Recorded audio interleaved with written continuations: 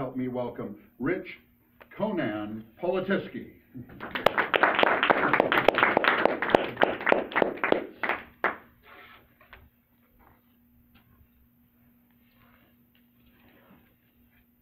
The mind is really so incredible.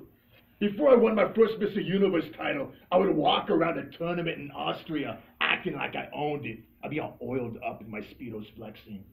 You see, I had won it so many times in my mind. That title was already mine. Then, when I went out to the movies, I used that same technique. I visualized myself daily become a successful actor, earning big money. And that was a quote by anyone. Arnold. Who said Donald Trump? Not the president, but it was the governor, the Terminator, Arnold Schwarzenegger. So everyone, if you could, close your eyes and imagine, picture, visualize your dream job. What would you be doing? How much money would you be making? How often would you work? Take a big deep breath in, blow it out. Fellow Toastmasters and most welcome guests, that was your first breath as a visioneer. Visualization, I like to call it visioneering. It's a powerful technique that can help you achieve all your goals and dreams.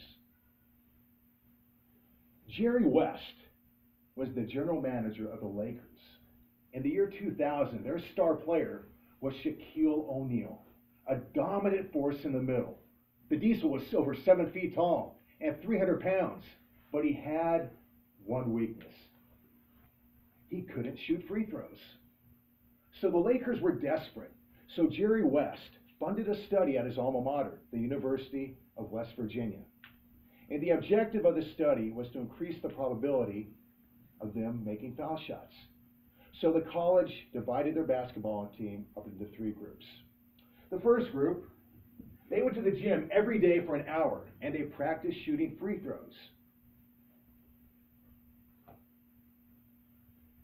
The second group, that was the control group, and they did nothing. But the third group, they also went to the gym every day for an hour, but they just visualized in their mind, making those free throws over and over again. Now, after 30 days, here are the results. The first group that practiced every day, they increased their free throw percentage by 25%, to be expected because they practiced. The second group that did nothing, achieved nothing. They did not improve. But the third group that only visualized in their mind, they also increased by 25% without even touching a basketball. So ladies and gentlemen, that study reveals the ultimate power of visioneering. And this evening, you will learn 3 simple steps to become an effective visioneer. So the first step to become an effective visioneer is another acronym. It's called GCF, Goals, Clarity, and Focus. First, for the goals. Napoleon Hill states in his book, Think and Grow Rich, that you must write your goals down on paper. The act of putting pen to paper crystallizes them in your mind. So you don't just think it, you have to ink it before they fly away and you forget about them. The second step is clarity. The second step in an acronym. C is for clarity. You must be clear and specific in your goals. Coming up on Thursday is going to be The Christmas Story, plays over and over again. And Ralphie was the main character. And everyone used to ask Ralphie, what do you want for Christmas? Now, he just didn't say, yeah, BB gun. Remember what he said. He said, I want an official Red Ryder, carbine action, 200 shot range air rifle. Woo! Be like Ralphie and be specific. Be clear and have clarity. Now for the F. It stands for focus, because you must focus on your goals each and every day. Every morning, I take 5 minutes and I write my goals down on an index card. I fold it up and keep it in my pocket so I can take it out and review it throughout the day.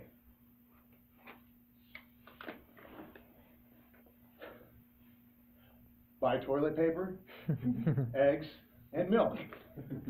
But one of my goals is to attain an even happier marriage. And if I don't get those things tonight, man, it's not going to be happy. Next, we're on the second step. Controlled breathing and relaxation. Controlled breathing and relaxation. Freud states that we have a conscious mind and we have a subconscious mind. The conscious mind we use throughout the day when we're alert, but the subconscious mind contains all our memories, all our beliefs, all our emotions, and all our habits. The subconscious mind is 1,000,000 times more powerful than your conscious mind. It is only when we are in a deep state of relaxation, it's called the alpha brainwave state, that we have direct access to our subconscious mind. It's only when we're in a deep state of relaxation that our conscious mind quits acting like a filter to our unconscious mind. You want your subconscious mind to clearly see and also feel all of your goals. And the best way to get into that alpha state is through meditation. So here's what I do. Every day I go to a quiet place where I will not be disturbed. My place is at 4:45 in the morning, and it's the guest bathroom. So I shut the door, turn off the lights, and sit in a chair. A word of caution, make sure the lid to the chair is also shut all the time. I set a timer on my watch. I close my eyes. I quiet my mind, and I focus only on my breath. I use a 4-part breath, where you inhale for 6 seconds, you hold it for 6 seconds, you exhale for 6 seconds, then you hold it again for 6 seconds. Then I repeat that process for about 2 to 3 minutes, and then I'm ready to move on to step number 3. Step number 3 is to visualize. Dr. Maxwell Maltz, in his book Psycho-Cybernetics, calls this process mental rehearsal. Through your controlled breathing and relaxation done in step number 2, you have gained a direct channel to your subconscious mind, so you're ready to reprogram it. But did you know that the subconscious mind cannot tell the difference between what is real and what is imagined? So, for example, if I were to take a big bite out of this lemon, I see many of you with that sour expression on your face. Tequila.